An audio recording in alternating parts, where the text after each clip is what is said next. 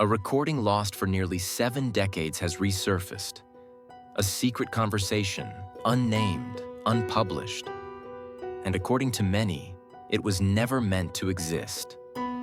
In it, Albert Einstein, the brilliant physicist known for the theory of relativity, makes a shocking admission. He didn't just believe, but knew with certainty that human consciousness continues after death. This wasn't a hypothesis, nor a vague philosophy. It was the conclusion of a mind that once changed the way humanity understands the universe. And now, for the first time, the contents of that forbidden interview will be revealed. Einstein's final confession. The truth about death and consciousness. This is a conversation that was never meant to be revealed. And yet, you are reading it now.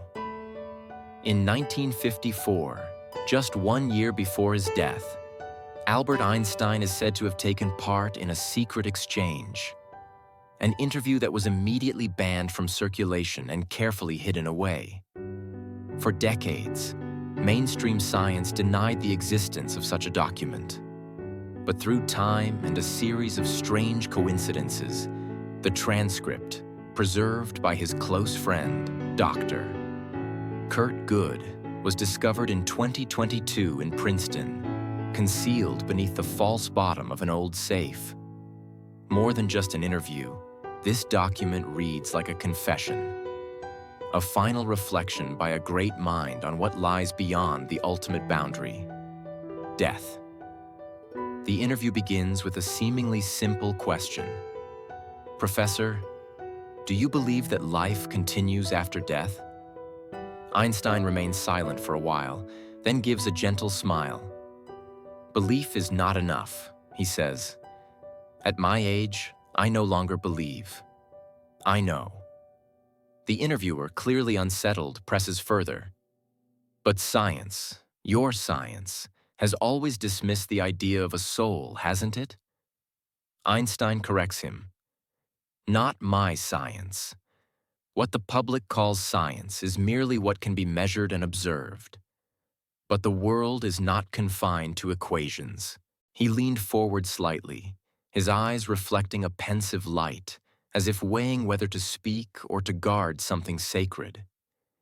His voice grew low, like an echo from a place far away. What I'm about to share, perhaps it should remain hidden, at least until humanity is mature enough to truly understand it. Life doesn't end when the body stops functioning. This is not a speculation or a vague belief. It is something I am absolutely certain of, not just through classical physics, but through the deeper mathematical fabric of space and time. The interviewer, visibly confused, cautiously interrupted. Do you mean the soul? Or something like heaven? Einstein gently shook his head, his gaze growing distant, as if he were seeing into another world. No, not like that. I'm not referring to traditional religious concepts. What I'm talking about is a continuation, a form of transformation. Imagine a ripple forming on the surface of the ocean.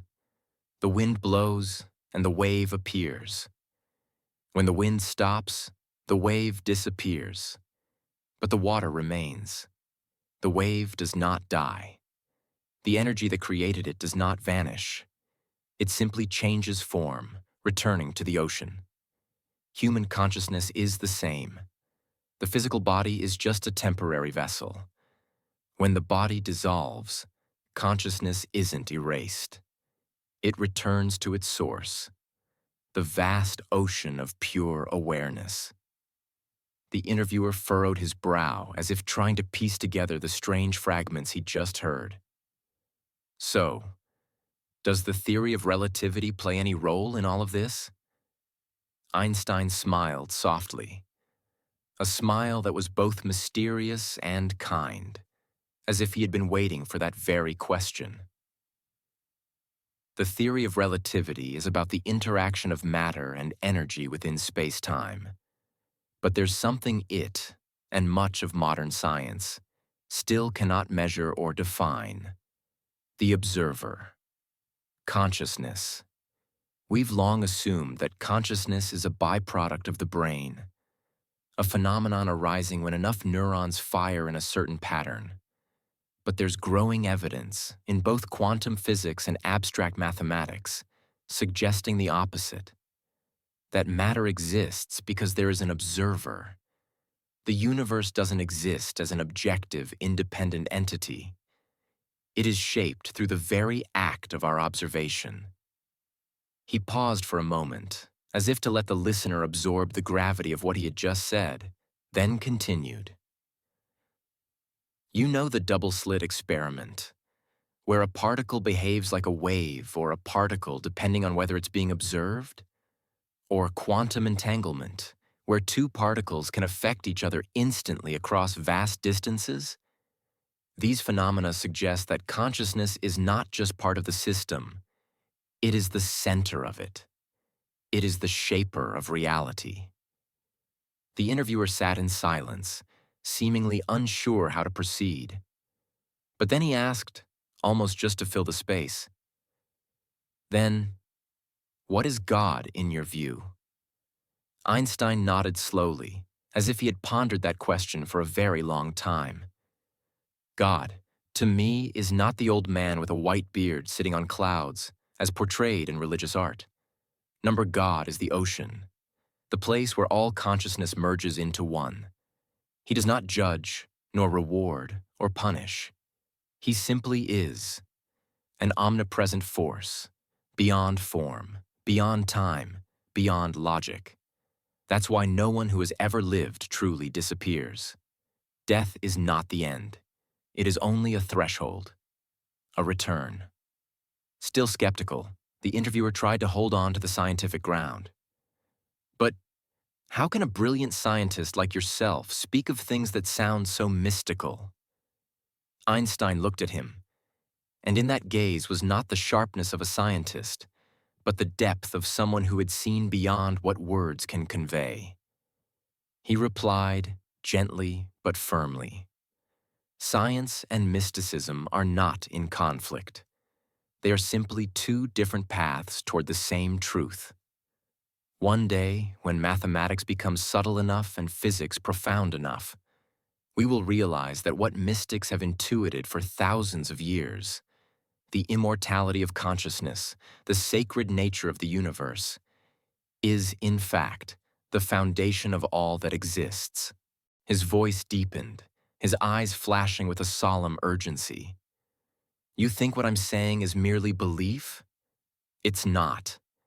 This is not vague speculation. It is understanding. A knowing refined through decades of study, through the path that my pursuit of a unified field theory has taken me. I have come to see that there is a foundational structure, a grand unifying field that connects everything: matter, energy, and consciousness." He paused, ensuring the listener could follow, then continued, his voice low, yet carrying undeniable authority. Think of quantum entanglement, where two particles that have interacted remain forever linked, regardless of the distance between them. If one changes state, the other reacts instantly, as if they were never truly apart. Science has proven this. And if physical particles can remain connected across space, why do we assume that consciousness, something far more subtle and non-material, cannot transcend even death? The interviewer sat in stunned silence, lips barely moving. So, consciousness isn't just a function of the brain? Einstein nodded slowly, as if affirming a truth long forgotten by mankind. No, the brain does not generate consciousness. It merely receives and transmits it, like a radio picking up signals. Consciousness is the broadcast, the invisible wave that exists beyond all physical limits. When the radio breaks, the sound stops, but the signal still exists in space. Death is the same.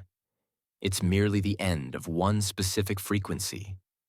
But the essence of consciousness, Its origin remains, continuing to vibrate in the invisible ocean of life. The interviewer raised a trembling hand, perhaps from emotion, or a chill brought on by the enormity of what he was hearing. But why are you telling me all of this now? Einstein was silent for a moment, his gaze drifting into the distance, as though seeing the dim outline of something inevitable approaching. Because I know my time is short. I'm standing at the threshold of what people call death, and I refuse to take this truth to the grave. It doesn't belong to me. It belongs to humanity.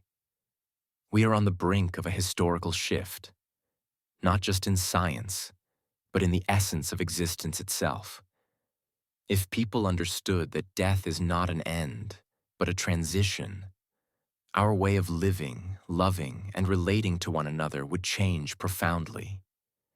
But if this truth were revealed too early, while human minds are still clouded, it could be twisted, weaponized, used to control, to spread fear or delusion. That's why I've remained silent all these years. Then he lifted his head, his expression serene, as if witnessing something sacred unfolding. But now I believe the age of materialism is drawing to a close. A new era is coming, one in which science and spirituality are no longer opposites, but united. When that day comes, the gates will open and humanity will step into a new chapter. At that moment, a clock struck. 12 deep, echoing chimes, like a quiet affirmation from the cosmos. Einstein didn't flinch. On the contrary, he nodded gently, as if he had expected the moment. He continued, his voice now lighter, the voice of a man who had finally laid down a heavy burden. What awaits us after death is not punishment or reward. It is a reflection of each person's level of awareness. Those who lived for power, ambition, desire, or selfishness, they will remain stuck in lower vibrational states, like faint waves that cannot travel far.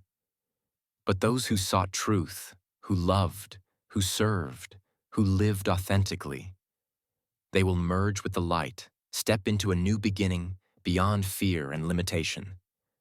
Einstein paused again, this time longer. His eyes shone with a strange light, deep yet filled with hope. I believe consciousness doesn't come only once, then vanish. It returns again and again to learn, to evolve, to bring light into the material world. But that's not fate. It's choice. And that choice, the freedom to decide, is the supreme law that governs this entire universe. The interviewer could not hide his astonishment, exclaiming as though he had just touched upon a great mystery. Do you mean reincarnation? Einstein nodded gently, his eyes never leaving the hazy emptiness before him. Exactly. But not in the way most people think. Reincarnation is not a compulsion, but a cycle. And only when a consciousness is sufficiently mature and enlightened can it step out of that cycle and into another state, a state known as liberation. At that point, the ego is no longer bound by form or name. It does not vanish. It is absorbed into the primal light, a place where there is no suffering, no distinction, only pure existence and unconditional love. The interviewer fell silent for a moment. The air seemed to thicken, enveloped by a truth that was too profound to express in words. He quietly asked, "Then, why do other geniuses, those who also reach the pinnacle of knowledge, not speak of this?" Einstein slowly exhaled, as if carrying an unspoken sadness that words could not express. Because this truth, though simple, carries an immense power. It is both light and a double-edged sword. Scientists fear ridicule, being seen as irrational. Religions fear losing their influence. Because if people know they can access the truth without intermediaries, the power of religion will collapse. And politics fears losing control. For a person who is no longer afraid of death is a free person, hard to manipulate.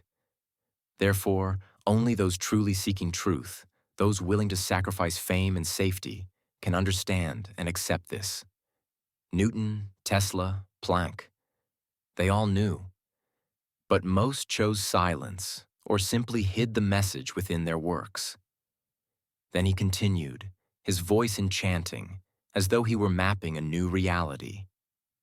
I once thought that the equation E equals mc squared was merely a description of the relationship between energy and mass. But recently, when I looked at it from a different perspective, I realized a deeper meaning. That consciousness, something science has yet to measure, is also a form of energy. And like all forms of energy, it does not get destroyed when the body decays. It only changes form. Whether you call it the soul, Atman, or quantum consciousness field, the essence is the same. It exists, unchanging through every transformation. The interviewer felt himself drawn into another dimension. He whispered, almost pleading for confirmation. So, death doesn't really exist? Einstein smiled, but it wasn't a smile of simplicity. It was the smile of someone who had seen something beyond human comprehension. Death exists, but not as humans think. What is lost is the body, the identity of one human life. But consciousness, the deepest part of each of us, does not. It is like energy. It never disappears, only shifts from one state to another. Death is merely a door, and behind it is the journey that continues. Einstein fell silent for a moment, then mentioned a concept few dared to discuss in his time. There is an energy field that permeates the universe, where every thought, every emotion, every experience is recorded, like waves that never cease. Some call it Akasha, others call it the universal information field. Those flashes of intuition, those strange feelings that people sometimes experience, they are brief connections to this field. The interviewer furrowed his brow as if carrying a wound in his soul. But if there really is such a grand order, why do humans still suffer? Why do we still experience loss? Why are we tortured by endless pain? Einstein looked at him with eyes that seemed to draw him in, eyes of someone who had touched the truth and was no longer shaken by the chaotic surface of life. Because suffering is the greatest teacher. Consciousness does not mature in luxury, but in challenge. Just like muscles only grow under pressure, the soul only strengthens through adversity. Each life is a classroom. There are painful lessons. There are questions with no answers. But when we transcend the boundary of death, everything will become clear. The picture will be completed. And at that moment, we will realize no moment in life is meaningless. Einstein paused, his expression more serious than ever, as if the words he was about to speak were not just a normal exchange, but a warning for humanity. He looked deeply into the interviewer's eyes, ensuring that his message would be fully conveyed. Humanity is at a critical crossroads. We are advancing technologically at an unprecedented pace, but our ethics are lagging behind.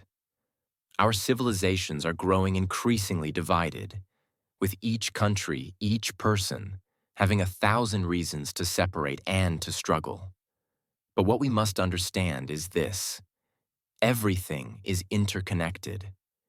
If we fail to recognize this, if we do not realize that the life of one person affects the life of another, we are heading towards self-destruction. He paused for a moment, taking a deep breath as if to regain his composure, before continuing with an even deeper tone. The real enemy is not others. The greatest enemy is ignorance. It is ignorance that threatens to destroy everything.